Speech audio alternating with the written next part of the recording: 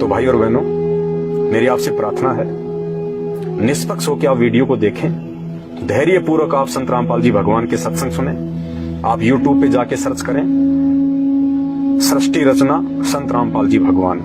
इस वीडियो के ऊपर लिंक में भी दास आपको सृष्टि रचना का वीडियो भेज रहा है। आप धैर्य पूर्वक वो 2 से 3 घंटे का वीडियो सुनिए और निर्णय कीजिए। देखो, ये सोशल मीडिया जो परमेश्वर ने हमें दी है ना, ये समाज को बिगाड़ने के लिए नहीं दी। जिस प्रकार से आज लोग तरह तरह के वीडियो बना के, उल्टे सीधे वीडियो बना के, मात्र चंद पैसों के लिए, पब्लिसिटी के लिए महंगे महंगे मोबाइल लाके, महंगे महंगे कैमरा लाके सारा दिन गलियों में भटकते रहते हैं। क्या सूचना मिले, क्या देखने को मिले, कब कोई एक्सीडेंट हो, हम उसका वीडियो बना के डालें, 2 पैसे हमारे को यूट्यूब से मिले। वो केवल आपका समय और पैसा बर्बाद कर रहे हैं। उन वीडियो को देखने से आपको कुछ हासिल नहीं होगा।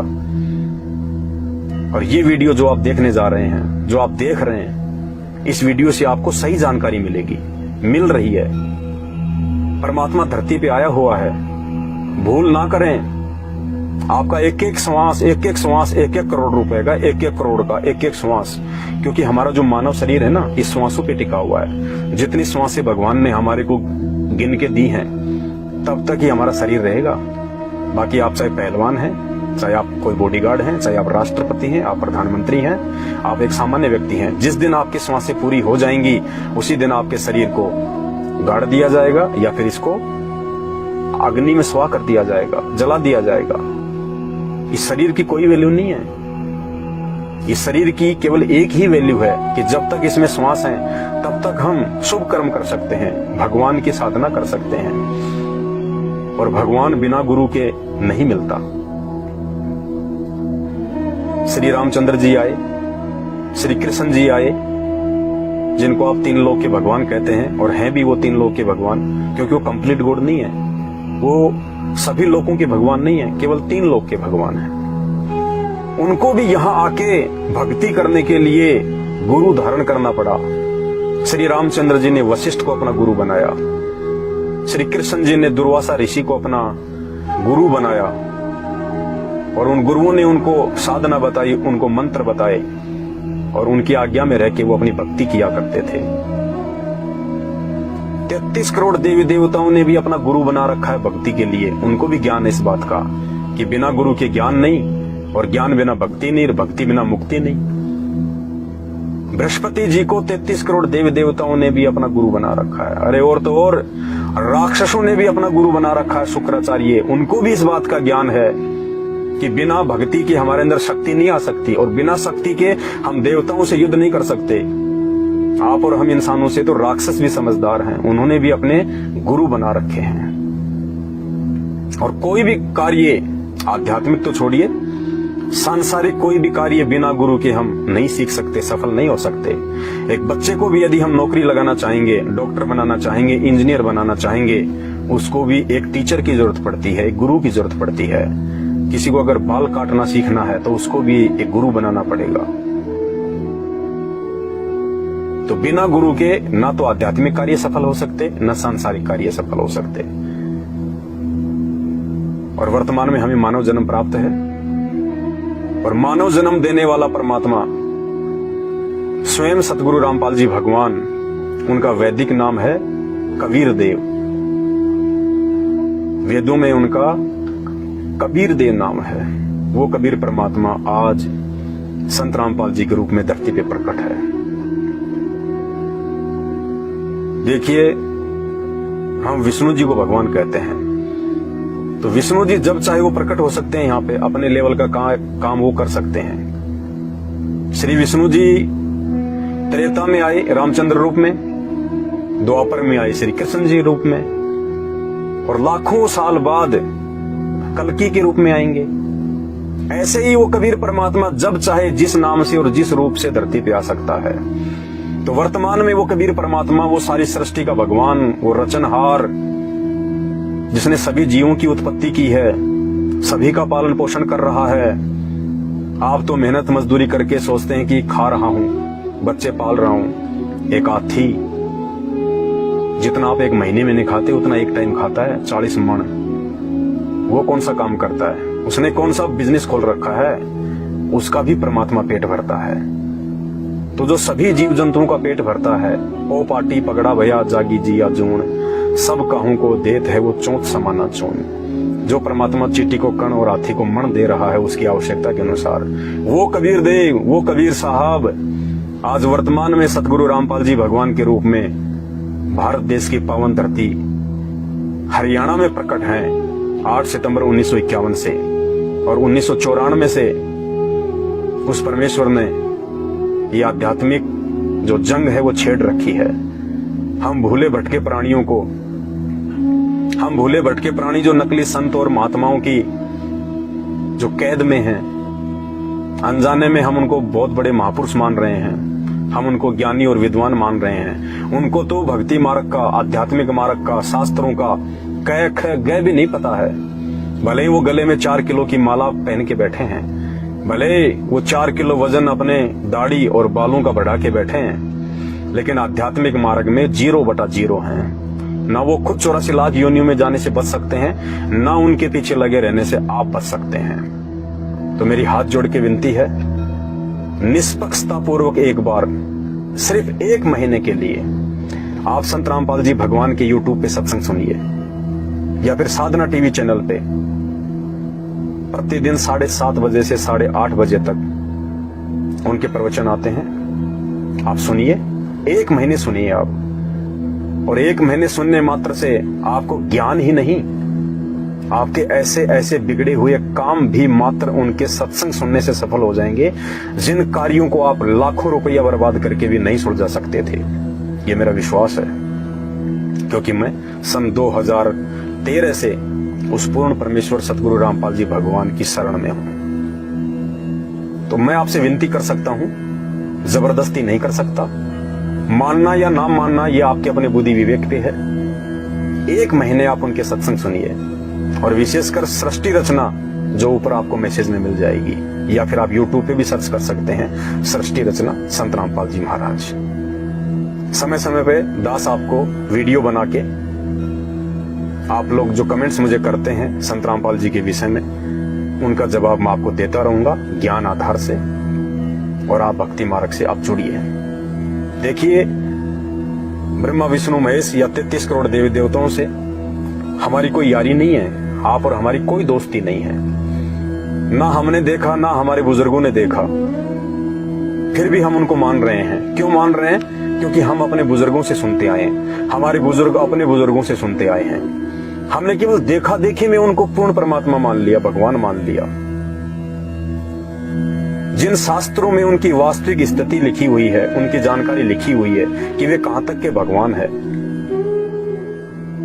उन शास्त्रों का हमने अध्ययन नहीं किया, और वो अध्ययन ना कर पाने के चलते आज हम देखा देखी में, जिसको लोक वेद कहते हैं, सांप की लकीर पीट रहे हैं। उन शास्त्रों से तो हमें जानकारी हुई, हमारे बुजुर्गों को भी अगर किसी ने बताया होगा ब्रह्मा विष्णु महेश के बारे में, तो उन शास्त्रों से ही बताया होगा। देखा तो वर्तमान के किसी भी व्यक्ति ने नहीं है, ना ब्रह्मा को, ना विष्णु को, ना महेश को, ना राम को, ना कृष्ण को, ना 33 करोड़ देवी देवताओं को। तो शास्त्रों से ही जानकारी हुई। तो संत रामपाल जी उन्हीं शास्त्रों से आपको खोल खोल के ब्रह्मा विष्णु महेश जी, और केवल हिंदू धर्म की नहीं, मुसलमान धर्म की, जैन धर्म की, बौद्ध धर्म की, सिख धर्म की, ईसाई धर्म की, हर धर्म के धर्म ग्रंथ और उनके महापुरुषों की जानकारी दे रहे हैं कि उनको कहां तक का ज्ञान था, और उनके द्वारा बताई गई साधना यदि आप वर्तमान में कर रहे हो तो आपको क्या मिलेगा। आज अमूमन 90% समाज भक्ति करता है, चाहे वो किसी भी धर्म और जाति से जुड़ा है, फिर भी वो दुखी है, परेशान है। हम सभी देवी देवताओं की भक्ति करते हैं, फिर भी हम दुखी हैं। क्यों? या तो वो देवी देवता गलत है, या फिर हमारी भक्ति गलत है। तो वो देवी देवता गलत नहीं है, वो अपनी जगह ठीक है, लेकिन इन नकली संतों ने, नकली गुरुओं ने इस तत्व ज्ञान के अभाव में, क्योंकि शास्त्रों को समझना कोई बच्चों का काम नहीं है, ये शास्त्र वही समझ सकता है जिसने शास्त्र लिखवाए हैं। पूर्ण परमात्मा संत रामपाल जी भगवान, कबीर देव, वही इन शास्त्रों को वर्तमान में ठीक ठीक समझा सकता है।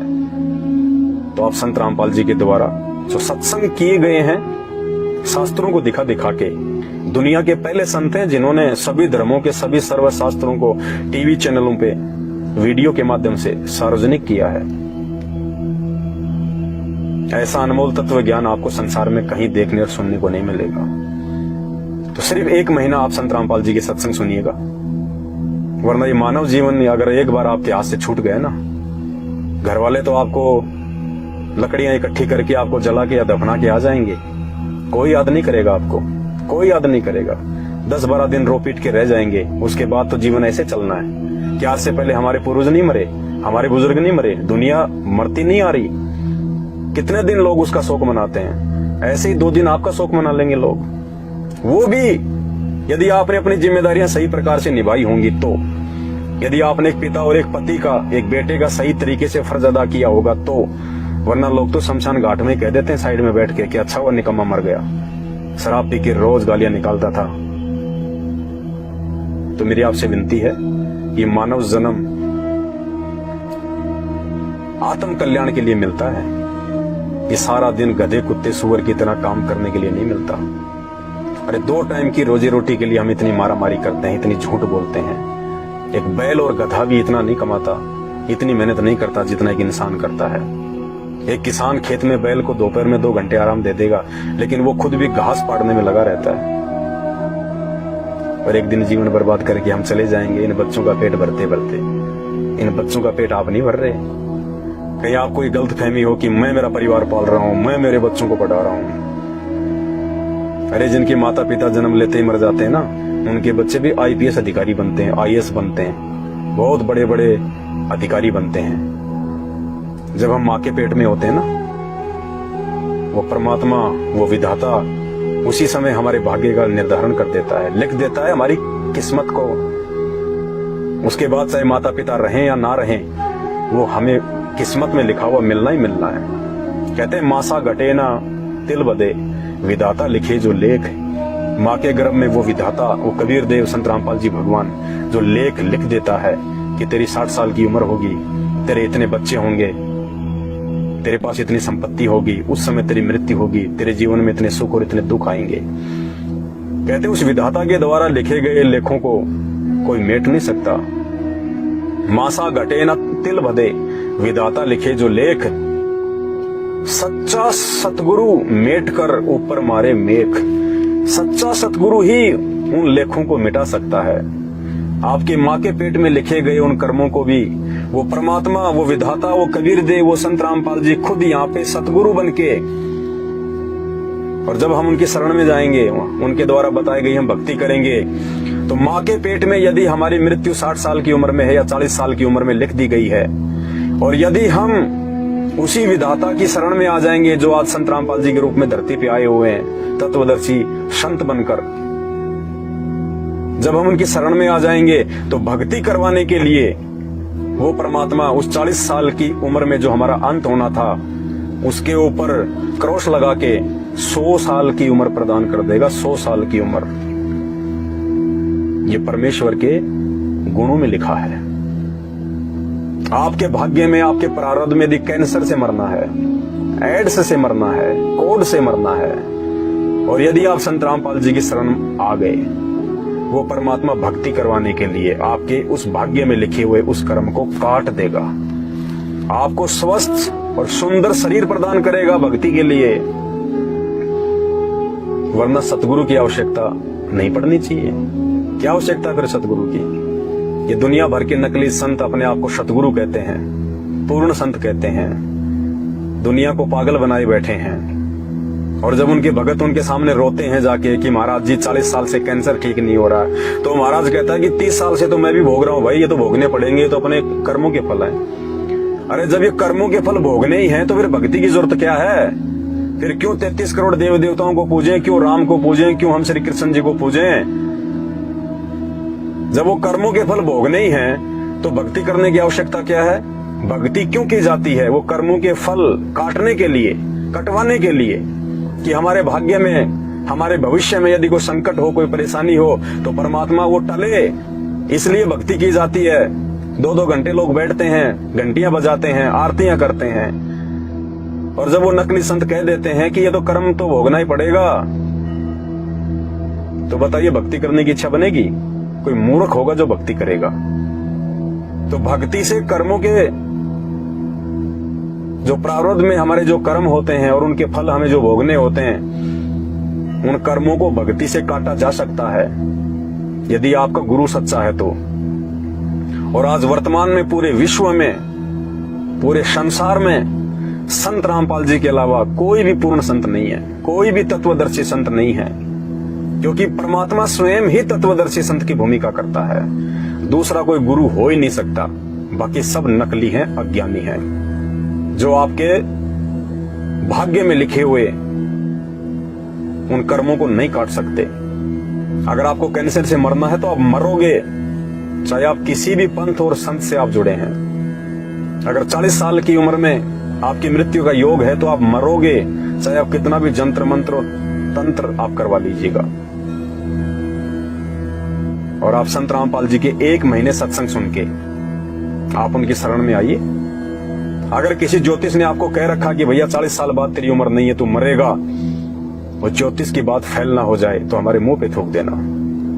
आपका जूता और हमारा सिर यदि संत रामपाल जी के शरण में आने के बाद आपका वो प्रारब्ध का कर्म ना कट जाए तो आज मौका है हमारे पास में। आज धरती पे भगवान आए हुए हैं।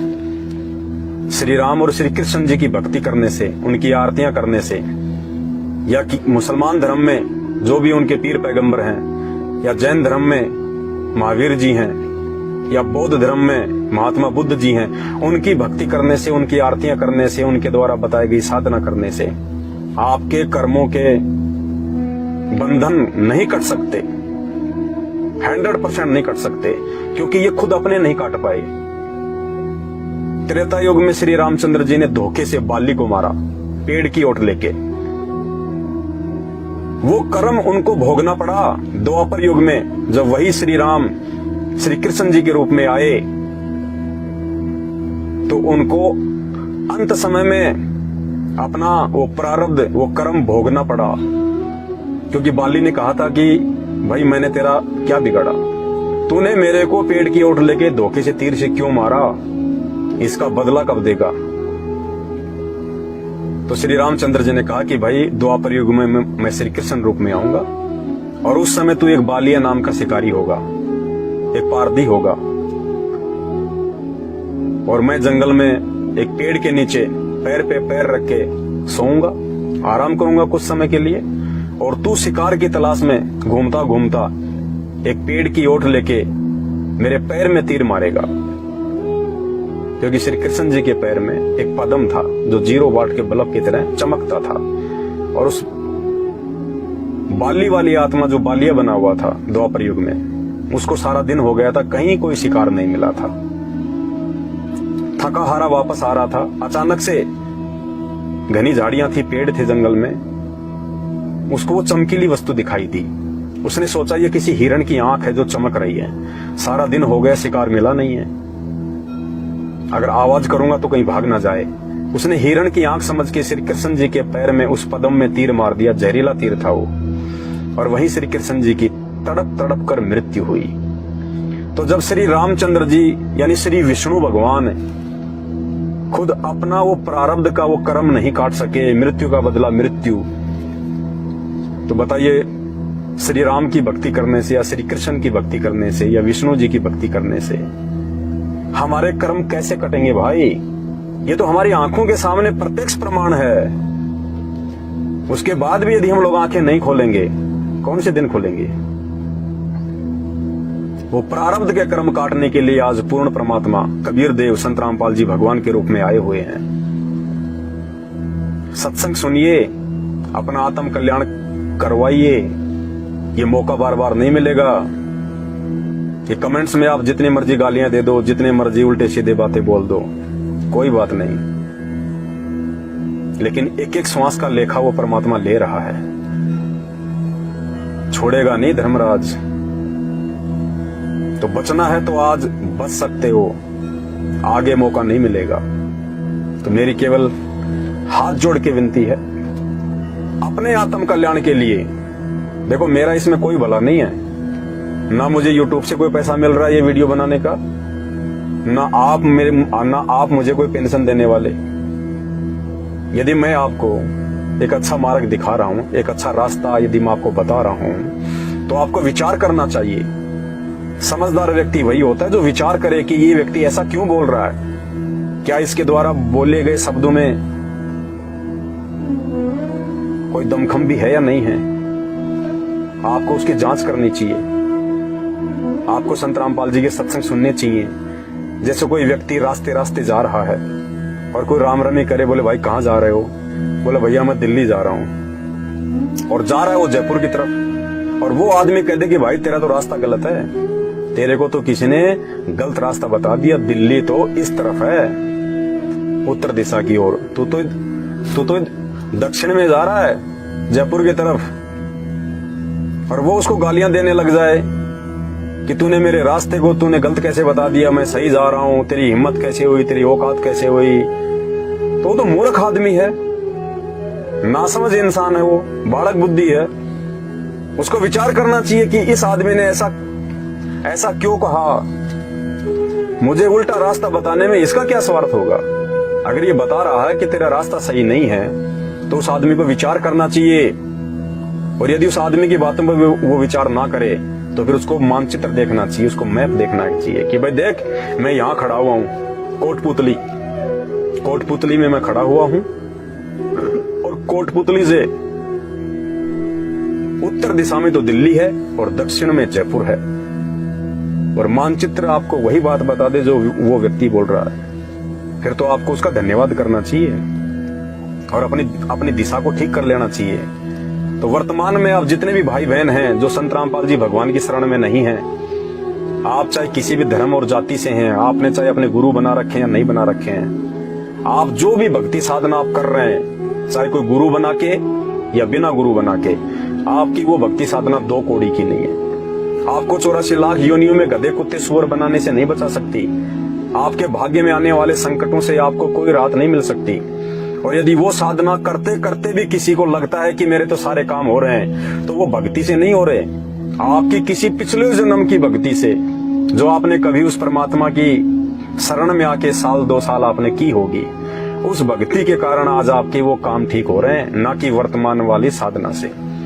जैसे लाइट आ रही है और किसी व्यक्ति ने अपना बैटरी को चार्ज कर लिया इन्वर्टर के माध्यम से, और यदि लाइट चली जाए तो भी इन्वर्टर से आपका पंखा भी चलेगा और आपका वो बल्ब भी जलेगा। और वो ये सोचे नहीं, और कोई ये कहेगी भाई साहब लाइट नहीं आ रही, लाइट चली गई, अरे लाइट कैसे नहीं आ रही, देख मेरा ये इन्वर्टर लग रहा। लाइट से नहीं चल रहा, लाइट से संचित जो ऊर्जा है उससे बैटरी चल रही है, उससे तेरे पंखे चल रहे हैं। वर्तमान में लाइट नहीं है तेरे घर में, तो वर्तमान में आपके पास में वो सत्य साधना नहीं है जिस सत्य साधना से आपके वो कर्म कटेंगे, आपका भविष्य सुधरेगा, आपके परिवार में खुशहाली होगी।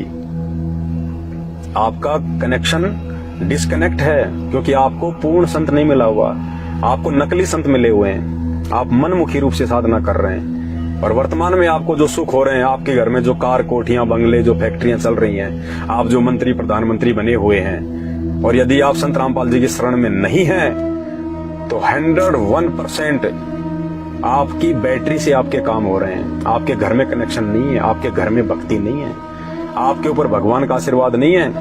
किसी जन्म जन्मांतर में जब कभी आपको मानव जन्म मिला हुआ था, उस समय आपने सच्चा गुरु बना के, और सच्चा गुरु केवल यही कबीर परमात्मा संत रामपाल जी भगवान आता चारों युगों में। आपने कभी न कभी इस परमात्मा की साल 6 महीने 2 साल 4 साल भक्ति की हुई है। अगर आजीवन भक्ति करते, मर्यादा में रहते, तो इसके लोक में चले जाते, वापस मानव जन्म लेने की जरूरत ही नहीं थी। लेकिन बीच में हम छोड़ जाते हैं, जिस कारण से जितनी भक्ति हम उनकी कर पाते हैं वो हमारे पास में शेष रह जाती है। और जब कभी फिर हमारे को मानव जन्म प्राप्त होता है 84 लाख योनियां भोगने के बाद, तो जो हमारी बैटरी जो चार्ज होती है, जो भक्ति होती है हमारे पास में, उस भक्ति से हमारे सारे काम होते हैं। और हम सोचते हैं कि मैं तो गरीब नवाज की जो है दरगाह पे जा रहा हूँ, मैं तो वहां पे ये चद्दर चढ़ा रहा हूँ, मैं तो ब्रह्मा विष्णु महेश की साधना करता हूँ, मैं तो तिरुपति बालाजी जाता हूँ, मैं तो बाबा श्याम जी जाता हूँ, मैं तो सालासर के बालाजी जाता हूँ, मैं तो मेहंदीपुर के बालाजी जाता हूँ। मैं तो पद यात्रा करता हूं, मैं रामदेवरा जाता हूं, मैं कावड़ लेके आता हूं। कुछ नहीं, कुछ नहीं, 0/0। उल्टे आप लोग पाप कमा रहे हैं। तो सत्य साधना वर्तमान में इस धरती पे केवल संत रामपाल जी भगवान के पास में है, और संत रामपाल जी भगवान को समझे बिना आप उनसे जुड़ नहीं सकते। तो संत रामपाल जी से जुड़ने के लिए आपको उनके विचार सुनने पड़ेंगे, आपको उनके सत्संग सुनने पड़ेंगे। और मेरा दावा है, मेरा विश्वास है, यदि 1 महीने आपने उस परम पुरुष के सत्संग सुने, उसके बाद आप खुद कमेंट्स करेंगे, खुद आप फोन करेंगे कि भाई आपका धन्यवाद जो आपने हमारे को सही रास्ता दिखा दिया, वरना हम तो 84 लाख योनियों में गधे, कुत्ते, सुअर, कीट पतंग बनने की तरफ जा रहे थे। ये परिवार, ये धन संपदा, ये शरीर का अभिमान, ये यार दोस्त, ये कार कोठी, ये सिर्फ 4 दिन के हैं। और वो 4 दिन भी ना जाने कौन से दिन आपके पूरे हो जाएं, कोई भरोसा नहीं। 2 सेकंड बाद क्या पता किसकी मौत आनी हो, किसी को भरोसा नहीं। घर में बैठे हैं आराम से, टीवी देख रहे हैं, ऊपर पंखा चल रहा है, ना जाने कब वो पंखा टूट के गिर जाए तुम्हारे सर पे। है कोई भरोसा इस जीवन का? मिट्टी का शरीर है, मिट्टी का शरीर। जितनी श्वासें भगवान ने दे रखी हैं, जिस दिन पूरी हो जाएंगी छीन लेगा। ना तुम्हारे बच्चे बचा पाएंगे, ना तुम्हारे द्वारा जोड़ी गई वो संपत्ति लाखों करोड़ों की तुम्हें बचा पाएगी। एक श्वास भी नहीं देगा धर्मराज, चाहे तुम पूरी धरती की संपदा दे दो उसको, वहां पे जैक और चेक नहीं चलता। उसके बाद जो तुमने कर्म और कुकर्म किए हैं बिना संत की शरण, बिना तत्वदर्शी संत की शरण में आए, तुमने उस धन संपदा को जोड़ने के लिए, खुद और अपने परिवार को खुशहाल बनाए रखने के लिए तुमने जितने भी कर्म और कुकर्म किए हैं ना, सबका लेखा लेगा वो।